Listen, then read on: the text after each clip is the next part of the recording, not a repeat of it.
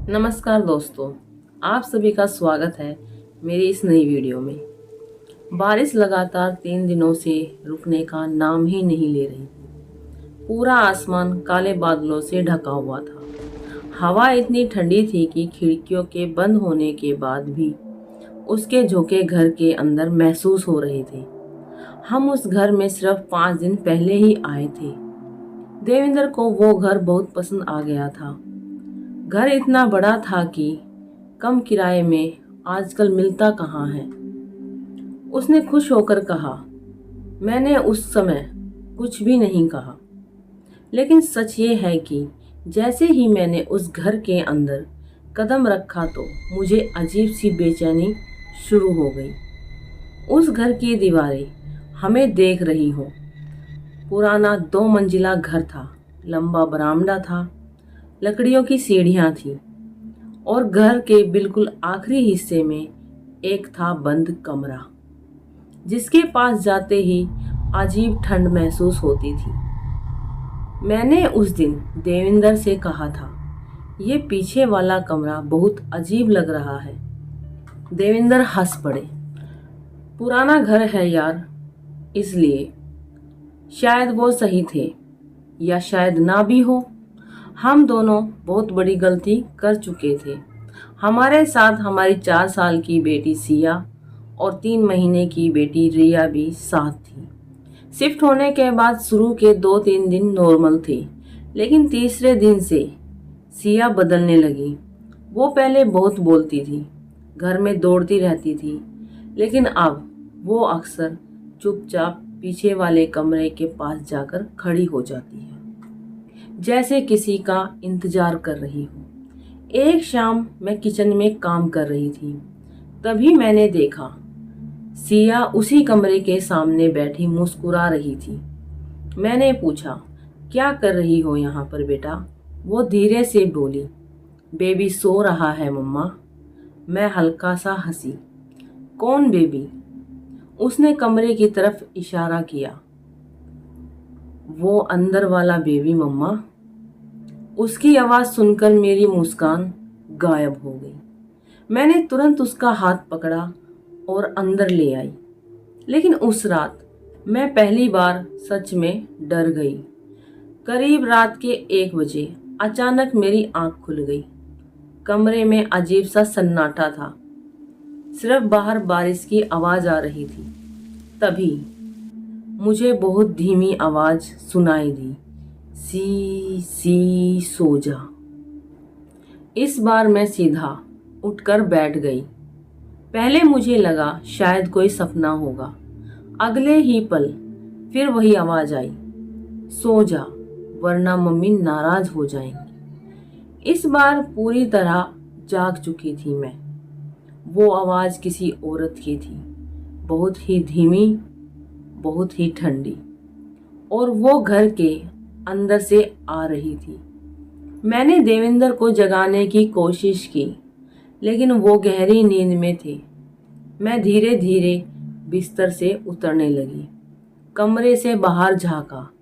पूरी गलियारी अंधेरे में डूबी हुई थी, सिर्फ एक हल्की सी रोशनी ही दिख रही थी, और उसी हल्की नीली रोशनी में मुझे साफ दिखाई दे रहा था पिछले वाले कमरे का दरवाजा थोड़ा खुला हुआ था, जबकि मैंने खुद उसे बंद किया था। मेरे पैर कांपने लगे, लेकिन पता नहीं क्यों मैं धीरे धीरे उसी तरफ बढ़ने लगी, जैसे कोई मुझे बुला रहा हो। जैसे जैसे मैं करीब पहुंच रही थी, मुझे आवाज और भी साफ सुनाई देने लगी, ची ची ची ची। लकड़ी के पालने की आवाज थी। मेरा दिल इतनी तेजी से धड़कने लगा कि सांस लेना मुश्किल हो गया। मैं दरवाजे तक पहुंची, धीरे से अंदर झांका, और कमरे के कोने में एक पुराना लकड़ी का पालना रखा था, जो अपने आप ही हिल रहा था। मैंने सोचा हवा से हिल रहा है। ची ची ची ची। मैं वहीं जम गई, क्योंकि वो पालना पहले वहां नहीं था। अचानक पालना रुक गया।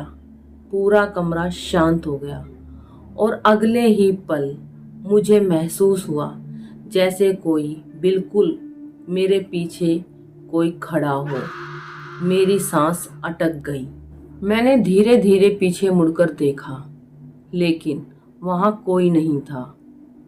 तभी मेरे कान के बिल्कुल पास एक आवाज आई, बच्चा जाग जाएगा। मैं इतनी जोर से चीखी कि पूरा घर गूंज उठा। देवेंद्र भागते हुए बाहर आए, मुझसे आकर पूछा क्या हुआ। मैं कांपते हुए कुछ ना बोल सकी, बस उस कमरे की तरफ इशारा ही कर पाई। लेकिन जब देवेंद्र अंदर गया तो वहां कुछ भी नहीं था। ना पालना था, ना कोई आवाज, कुछ भी नहीं। उसने मुझे शांत करने की कोशिश की। तुमने सपना देखा होगा, लेकिन मैं जानती थी मैं जाग रही थी, मैं सपने में बिल्कुल भी नहीं थी। अगले दिन पूरे घर में अजीब सा माहौल था। सिया पूरा दिन चुप रहती और बार बार पीछे वाले कमरे की तरफ देखती रहती। शाम को उसने अचानक पूछा, मम्मा, अगर कोई बच्चा खो जाए तो वो क्यों रोता है? मेरे हाथ रुक गए। मैंने धीरे से पूछा, क्यों पूछ रही हो? वो बोली, क्योंकि वो बेबी हर रात रोता है। उस रात मैंने फैसला किया कि अब मैं उस कमरे के अंदर ठीक से देखूंगी। देवेंद्र ऑफिस के काम में लग गए। मैंने स्टोर रूम का दरवाजा खोला। अंदर धूल, बदबू थी, पुरानी लकड़ी, नमी और अजीब सी सड़ी हुई गंध। कमरे में पुरानी अलमारी जो टूटी हुई थी, कुर्सियां और कुछ बंद बक्से रखे हुए थे। लेकिन कमरे के कोने में फर्श पर गोल निशान बने हुए थे, जैसे वहां लंबे समय तक कोई पालना रखा हो। अचानक मुझे पीछे से सिया की आवाज सुनाई दी, मम्मा, उसे पसंद नहीं कि आप यहाँ आओ। मैं डर कर पलटी।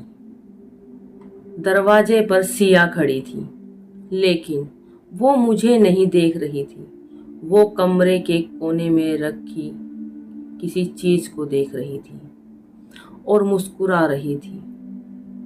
उस रात करीब 2 बजे फिर वही आवाज आई, लेकिन इस बार उसके साथ बच्चे के रोने की आवाज भी थी, बहुत ही धीमी, बहुत ही दर्द भरी। मैंने देवेंद्र को जगाया।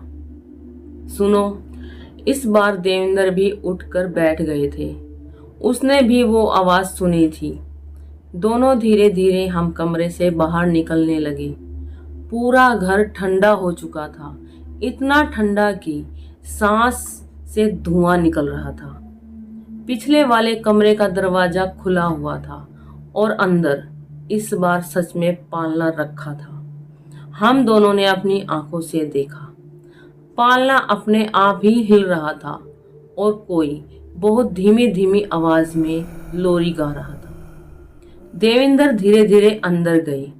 तभी पालना अचानक रुक गया और कमरे के कोने में एक औरत दिखाई दी, सफेद जली हुई त्वचा में। आधा चेहरा काला पड़ा हुआ था, बाल पूरे गीले और उसकी आंखें पूरी सफेद। मैं डर के मारे हिल भी नहीं पा रही थी। वो धीरे धीरे बोली, मेरा बच्चा देखा है? देवेंद्र ने तुरंत मेरा हाथ पकड़ा और हमें वहां से बाहर खींच लाए। उस रात हम तीनों एक ही कमरे में बैठे रहे। सुबह होते ही हमने पड़ोस में रहने वाली बूढ़ी अम्मा से बात की। उन्होंने हमारा चेहरा देखते ही पूछा, तुम लोगों ने उसे भी देख लिया? मेरे पैरों तले से जमीन खिसक गई। अम्मा ने बताया, करीब 9 साल पहले उस घर में सीमा नाम की औरत रहती थी। उसका पति शराबी था, हर रात उसे मारता। सीमा अपने बेटे को लेकर पीछे वाले कमरे में छिप जाती थी। एक रात उसका पति बहुत ज़्यादा शराब पीकर आ गया। भयंकर लड़ाई हुई और फिर अचानक कमरे में आग लग गई। जब तक लोग पहुंचे सीमा जल चुकी थी, लेकिन उसका बच्चा कभी नहीं मिला। लोगों ने पूरा घर छान मारा, लेकिन बच्चा गायब था। और उसी रात लोरी गाने की आवाज उस कमरे से आने लगी। कई परिवार वहां आए, लेकिन कोई ज्यादा दिन नहीं रुका, क्योंकि हर किसी ने रात में बच्चे के रोने की आवाज सुनी थी। उस दिन के बाद घर का माहौल और भी डरावना हो गया। सिया अब अक्सर किसी से बातें करती रहती थी। एक दिन मैंने उससे कहा, सुनो बेटा, पर उसने मेरी कोई बात नहीं सुनी। वो बोली, वो मेरा भाई है। मैं अंदर गई, लेकिन वहां कोई नहीं था। दीवार पर छोटे छोटे जले हाथों के निशान बने हुए थे। उसी रात करीब 3 बजे अचानक मेरी छोटी बेटी रोने लगी। मैं उसे उठाने लगी, लेकिन पालना खाली था। मेरी चीख निकल गई, देवेंद्र। हम दोनों पूरे घर में उसे ढूंढने लगे और तभी पिछले वाले कमरे से आवाज आई, ची ची ची। हम धीरे धीरे कमरे तक पहुंचे। उसी पुराने पालने में लेटी हुई थी मेरी छोटी बेटी, लेकिन वहां कोई दिखाई नहीं दे रहा था। मैंने रोते हुए पूछा, मेरा बच्चा कहाँ है? तभी अंधेरे में 2 सफेद आंखें खुली और सीमा धीरे धीरे सामने आने लगी। इस बार उसका चेहरा पहले से ज्यादा डरावना था। जली हुई त्वचा से धुआं निकल रहा था। वो रिया को देखकर मुस्कुरा रही थी। मेरा बच्चा अचानक, सिया जोर जोर से चिल्लाने लगी। नहीं, पूरा कमरा कांप गया। सीमा रुक गई। सिया रोते हुए बोली, आपका बच्चा यहाँ नहीं है। और उसने दीवार की तरफ उंगली कर दी। वो वहां है। देवेंद्र ने हथौड़ा उठाया, दीवार तोड़नी शुरू की। हर चोट के साथ कमरे में बच्चों की रोने की आवाज बढ़ती जा रही थी और फिर दीवार टूट गई। अंदर एक छोटे बच्चे का कंकाल था, लेकिन उसके साथ और भी कुछ था। 3 और छोटे छोटे कंकाल। मेरी चीख निकल गई। अम्मा कांपते हुए बोली, हे भगवान। तभी पूरा कमरा अचानक ठंडा हो गया और सीमा पीछे हट गई। उसके चेहरे पर डर था। पहली बार डर। अचानक अंधेरे से एक भारी आवाज आई, उसे मत छूना। और फिर कमरे के कोने से एक बहुत लंबी काली आकृति बाहर निकल आई।